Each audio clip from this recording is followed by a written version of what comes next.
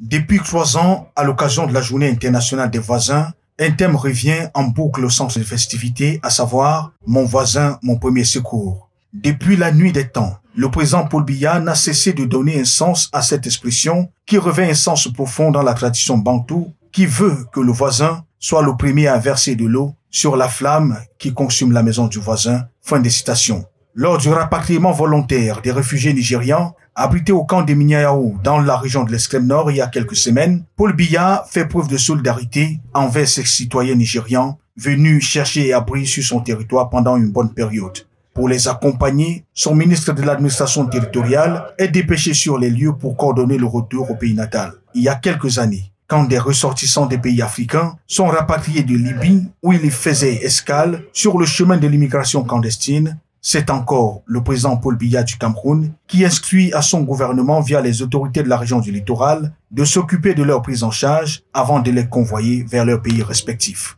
L'acte posé depuis 24 heures par le président de la République du Cameroun à l'endroit du peuple équato-guinéen prouve une fois de plus le caractère humaniste et solidaire qui constitue une véritable identité remarquable chez l'homme du 6 novembre 1982. En effet, au-delà du tracé colonial qui divise les deux pays, la Guinée équatoriale et le Cameroun, sont d'abord deux peuples frères, abritant des peuples à la proximité sociologique bien établie et regroupés dans le grand ensemble Fambeti, et dont l'un ne saurait rester indifférent face à la difficulté de l'autre. La forte délégation de quelques 60 personnes, dépêchées à Bata et conduite par le ministre délégué à la présidence en charge de la défense, Joseph Betia Somo, et son homologue de l'administration territoriale, Paula Tanganji, porte avec elle un important lot de médicaments et denrées alimentaires. C'est la réponse de Paul Biya à son frère Obiangema Bassoko, qui le 7 mars 2021 a lancé un appel à la communauté internationale à soutenir son pays suite à la série d'explosions et qui s'est produite dans le camp militaire de Nkwantoma, situé à Bata dans la capitale économique du pays,